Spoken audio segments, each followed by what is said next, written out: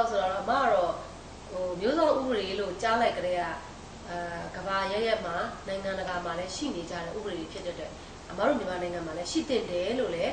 အမတော့လက်ခံတယ်ယောက်ျားရှာလာ Hey you ယောက်ျားရှာလာ Oh ယောက်ျားရှာလာနောက်တစ်ခုကမျိုးဘာသာသာသနာကိုစောင့်ရှောက်အောင်မှာလူတိုင်းရဲ့တာဝန်ပဲလေဒါပေမဲ့ပြည်သူလူထုတွေကဒီကိစ္စတွေမှာတော့နည်းနည်းပေါ့နေကြပြီပေါ့နော်ပေါ့နေကြပြီဆိုတော့ချို့ကြတော့လည်းစားဝတ်နေရေးမပြေလဲလို့အ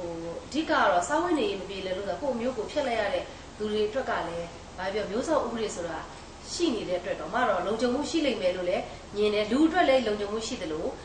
မတို့မျိုးဘာသာသာသနာအတွက်လည်းဒါလုံခြုံမှုရှိတယ်လို့မြင်တဲ့အတွက်အမတော့ထောက်ခံတယ်ယောက်ျားရှာလာ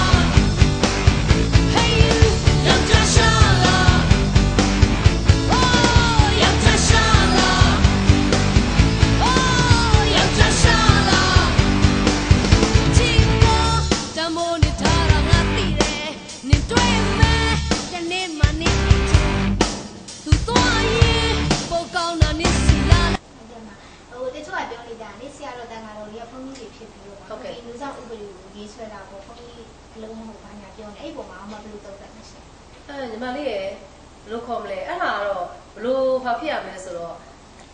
မြန်မာနိုင်ငံမှာလွတ်လပ်ရေးစစ်နဲ့ဘုန်းကြီးနဲ့ဘာဆိုင်လဲနော်လွတ်လပ်ရေးရဖို့ကိစ္စနဲ့ဘုန်းကြီးနဲ့ဘာဆိုင်လဲလို့ပြောလို့ရမှာလားထုံးနည်း၎င်းပေါ့ဆရာတော်ဥဒ္ဓမဆိုလို့ရှိရင်လည်းတိုက်ပွဲဝင်ပေးခဲ့တာလေလူတွေကဘာပြောချင်ကြလဲအဲ့ဒါဆိုလို့ရှိရင်ကိုနဲ့မဆိုင်ဘူးဟဲ့လို့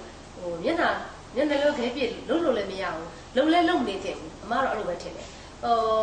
ဆရာတော်တန်ခါတော်တွေဆိုတာကြတော့လေဒါဘုရားရဲ့သားတော်တွေဖြစ်တယ်လေဘုရားရဲ့သားတော်တွေဖြစ်တဲ့အတွက်လည်းဘယ်လိုကောင်းလဲစီးပေါ့လူတွေမှာစောင့်ထိန်ရမယ်စီးကိုတာမန်လူတွေတက်တော့ဆရာတော်တွေပို့ပြီးတော့သိလိမ့်မယ်အဲ့တော့ဆရာတော်တွေလုပ်တယ်ဆိုတာလည်းဒါရှင်းပြောရရင်မတို့လည်းကြားနေရတာမကြောက်မနာတာတွေကအရင်များလာပြီပေါ့နော်များလာတော့သူတို့ရဲ့တကူတော်အတွက်လွတ်လန်းကိုလုပ်မယ်ဆိုရင်တော့ဆရာတော်တွေတန်ခါတော်တွေနေနေသားပါတယ်သို့တော်လည်းမျိုးဘာသာအတွက်ဆိုရင်တော့ဘယ်သူမှမနေသေးဘူးအမတော့အဲ့လိုပဲပေါ့နော်ဆရာတော်တွေတန်ခါတော်တွေဒါတွေကိုဝင်ပြီးတော့လောက်ကင်နေကြတယ်ဆိုတာကအမတို့ရဲ့မျိုးဘာသာသာသနာအတွက်သူတို့လှုပ်ရှားနေတာပေါ့နော်ယောက်ျားရှာလာချီမို့တမိုးနေထားတာငါသိတယ်နေတွေ့မယ်တနေ့မှနေသူသွားရင်ပိုကောင်းတာနေစီလာလိုက်မယ်အိုကောင်းမချင်တာသူမုန်းပြစ်စက်တယ်ကြီးဟိုကနေဒီမျိုးစောဥပဒေမှာဒီတချို့ကပြောကြအမျိုးသမီးတွေအခွင့်အရေးပေါ့နော်ဒီဥပဒေဖြစ်သွားရင်အမျိုးသမီးတွေအခွင့်အရေးဆုံးရှုံးနေပါနေတာပေါ့နော်အဲ့လိုပြောနေကြတယ်အဲ့အပေါ်မှာအမဘယ်လိုပြောချင်လဲအမျိုးအမကတော့ဥပမာပေါ့နော်အမသိတာလေးတစ်ခုပေါ့နော်အမမိတ်ဆွေတွေရပါပဲသူကဘာသာမတူတဲ့အဲ့ဒီအစ္စလာမ်ဘာသာဝင်ကြောင့်လည်းသူလက်ထပ်လိုက်တယ်ပေါ့နော်လက်ထပ်လိုက်တဲ့အချိန်မှာသူတို့ကအဲ့လိုမျိုးပေါ့နော်နေကာဖတ်တယ်ဆိုတာပဲသူတို့ရဲ့ဘုရားကျောင်းမှာလက်ထပ်လိုက်တယ်ပေါ့နော်အဲ့ဒီအချိန်တုန်းကသူကသူ့ကိုပေါ့နော်အဲ့လိုမျိုးဆွဲကြိုးလက်စွပ်ဒီလိုမျိုးကိုသူကဒီဆိုတာရှေ့မှာသူတို့ဖြစ်ရတယ်ပေါ့နော်တင်ပြီးရင်သူကအဲ့လိုနေကာဖတ်လိုက်တာနဲ့သူကမွတ်စလင်ဘာသာဖြစ်သွားတယ်ပေါ့နော်ဒါပေမဲ့အခုအဲ့ဒီတငယ်ချင်းအဲ့လိုမျိုးလက်ထပ်လိုက်တော့အမတို့ကအဲ့ဒီအချိန်ထိကဖူးစာဆိုတာကဒါရှောင်လဲလို့မရနိုင်ပါဘူးလေလို့အမတို့ကထားလိုက်ပါတယ်သို့တော်လည်းအခုအမတငယ်ချင်းမန်းလေးမှာရှိပါတယ်သူကိုယ်တိုင်ကအဲ့ဒီယောက်ျားရဲ့ပြစ်ပယ်တာခံလိုက်တဲ့အချိန်မှာဒီကလေးတောင်သူတော်တော်ကြီးကိုဒုက္ခရောက်နေတာအမကလေလက်ဆွဲပြီးတော့ပြချင်တယ်သူ့မှာလေဒီဘယ်လိုခေါ်မလဲမိကိုဖအောင်နေနဲ့ပေါ့နော်ဒီကလေးတယောက်နဲ့တော်တော်ရုန်းကန်နေရတဲ့အချိန်မှာမျိုးဆောင်ဥတွေဆိုတာရင်တော့အများပေါ်ခဲ့လို့ရှိရင်လေလက်ထက်လိုက်ရင်တောင်မှပဲဒါဘာလို့မှကာဗာလေးတစ်ခုတော့ရှိသွားနိုင်ရင်နောက်ဆုံးမိပြဿနာတစ်စုံတရာဖြစ်ခဲ့ရင်တောင်မှပဲမျိုးသမီးတွေဘက်ကတော့လေsafe side လေးတော့ရှိနေတဲ့နယ်လို့အမထင်တယ်အခုကြတော့ဘယ်လိုခေါ်မလဲချက်သူတို့ရဲ့ဘာသာရေးအကြောင်းမှာလက်ထပ်တာဖြစ်တဲ့အတွက်လေသူ့အနေနဲ့ကဘာမှလည်းရှင်းပြောရရင်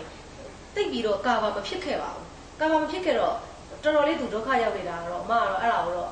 ဘယ်လိုခေါ်မလဲရှင်းပြောရရင်ရှေ့လျှောက်ကလည်းပေါ်လာခြင်းပေါ်လာကြလေဦးမယ်ဘာဖြစ်လို့လဲဆိုတော့ချစ်တာမချစ်တာပါတာခုခေတ်ကြီးမှာတော့စီဝါရေးရနော်ရှင်းပြောရရင်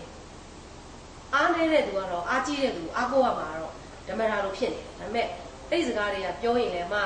ချုံမွေးချပြီးငုံမိသွားတယ်ပဲအမတို့မြန်မာတွေကဗမာတွေပေါ့နော်တိုင်းရင်းသားတွေရောအဲ့လိုမျိုးတွေကအခုကဘယ်လိုတွေဖြစ်နေကြတယ်လဲဆိုရင်စီးပွားရေးမှာမမေရမရှိကြတော့ဘူးလေစီးပွားရေးမှာငွေကြေးတောင်းနေတဲ့သူမဟုတ်တော့ဘူးငွေကြေးတောင်းနေတာဘယ်လိုလူမျိုးတွေတောင်းတင်းနေတယ်ဆိုတာလဲဒါအားလုံးကတော့သိပါတယ်မပြောလို့တော့ပါဘူးဆိုတဲ့အချိန်မှာအာကိုအာရမိမသားဆိုတာအာကိုအာရရှာရတဲ့မျိုးလေအာကိုအာရရှာလိုက်တဲ့မျိုးကအာကိုအာရဖြစ်သွားရင်တော့ကောင်းတာပေါ့လေခုနလိုမတန်ငယ်ချင်းလိုမျိုးအာကိုအာရမဖြစ်တဲ့သူတယောက်ဆိုရင်တော့ဒါအဲ့ဒီအချိန်မှာမျိုးဆောင်ဥပဒေဆိုတာချိခဲ့ရင်ဒီမျိုးသမီးတွေမတန်ငယ်ချင်းတွေများကာဘာလေးတော့ဖြစ်လာနိုင်မယ်လို့အမထင်တယ်အခုတော့သူဟာအဲ့ဒီဘာသာဝင်တယောက်ကစွတ်ပစ်တာခံလိုက်ရတယ်ကလေးတယောက်နဲ့ဒုက္ခတွေရမ်းရောက်နေတယ်မိန်းမသားတယောက်နေတယ်ပဲဖြစ်တယ်အဲ့တော့ဘယ်လိုခေါ်မလဲမြန်မာတွေကလည်းဘယ်လိုဗမာတွေကလည်းဘယ်လိုမြင်မလဲနင်းသွားယူတာကိုဒီလိုနဲ့သူကအဲ့လိုမျိုးသူတို့ရဲ့ဘာသာရဆို၄ယောက်ယူရတယ်လို့ဘာလို့ညာလို့မှာအဲ့လိုမျိုးတွေလည်းရှိနေတော့ဒါပေမဲ့ तू ကတော့အခုချိန်မှာတော့လုံးဝပြစ်တာခံလိုက်ရတယ်လက်ထက်မှာတရားတစ်ချမ်းမှလည်းအကျိုးခံစားခွင့်မရှိတော့အဲ့လိုတော့ဒါမှတော့ကြားဦးနောက်မဟုတ်ပါဘူးအမမိတ်ဆွေမတငယ်ချင်းသူ့ရဲ့ပြဿနာလေးပါကိုယ်ရတော့ငယ်ပြီမဲ့ညီမလေးလိုပါပဲလေအဲ့လိုသူ့ရဲ့ပြဿနာလေးဆိုတဲ့အချိန်မှာအမကမျိုးဆောင်ဥပဒေနောက်ကျတယ်လို့တော့အမပြောချင်ပါတယ်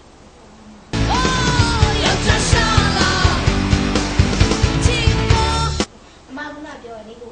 မြန်မာပြည်လုံးမှာဆိုတော့လှည့်လေပြီးဖြုတ်နေတယ်ဆိုတော့ဟုတ်ကဲ့အမဒီရခိုင်ဘက်တွေပါလေကြောက်နေတာရောက်ဘူးတယ်အမစစ်တွေအဲ့လိုမျိုးအကုန်တော်တော်များများရောက်ဘူးတယ်အမတို့တန်တွဲလည်းရောက်ဘူးတယ်အဲ့လို stage show တွေသွားကြတာပေါ့နော်စစ်တွေဆိုရင်အမတို့အားကစားဖြုတ်ပြီးဝယ်ဆိုရင်အမတို့ပတ်တရကြာကြီးနေရတာကြီးတော့ဆိုအဲ့လိုသွားလို့ပါတယ်အဲ့မှာနေမှာဒီပေါ့နော်ရခိုင်ဘက်မှာဆိုတချို့နေရာတွေတော်တော်များများမှာလေဒီလူမျိုးမျိုးနေရာမျိုးတွေဖြစ်နေတယ်နော်အဲ့ဒါမျိုးတွေနဲ့ပတ်သက်ပြီးတော့မှဗာမင်းပြောချင်ပါတယ်ရှင်အဲ့ဒါသစ္စာပြတ်တာလေသစ္စာမရှိတာပေါ့အမတော့အဲ့လိုပဲမြင်တယ်ရှင်းပြရရင်ဒါကိုအသားနဲ့လောက်ထွက်တဲ့ဇာတ်လမ်းကြီးပဲကိုယ့်ရဲ့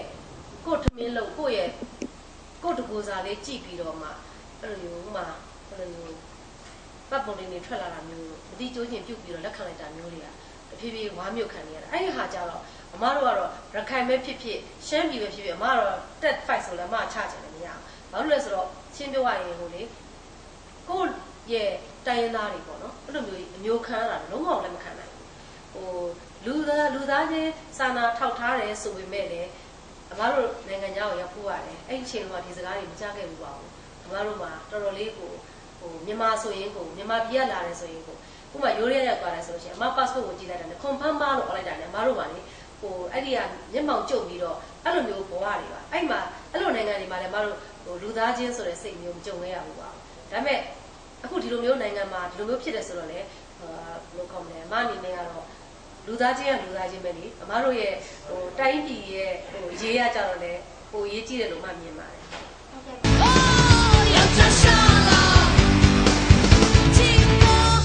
နောက်ဆုံးနေတယ်ပေါ့နော်ဒီမျိုးစားဥပဒေကမျိုးစားဥပဒေကအခုတော့မှတင်နေတယ်ပေါ့နော်အဲ့ဒါကိုအမအနေနဲ့ပေါ်ကျူးသူထောက်ခံတာဥပဒေတရားဖြစ်ပေါ်ဖို့အမအနေနဲ့လက်ခံပါလားဆိုလက်ခံပါပါညီမ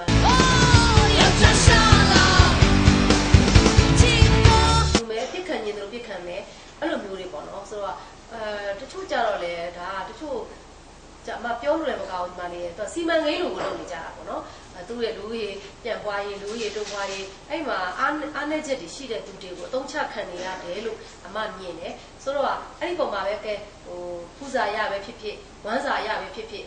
ဘာသာမတူတဲ့လူတယောက်ကိုလက်ထပ်ခက်မိရင်လည်းမျိုးစောဥပဒေရှိခဲ့ရင်တော့အမတို့အတွက် safe side ဖြစ်မလားလို့ဖြစ်တင်ပါတယ်ဒါဆိုအမတို့အနေနဲ့မြေစာဥပဒေပေါ်ထွန်းရေးအတွက်ကုညီတောင်းခံလာလို့ရှိရင်ဆရာတော်တန်ခါတော်တွေကကုညီတောင်းခံလာမလို့ကုညီပို့ချင်တော့တတ်နိုင်တာ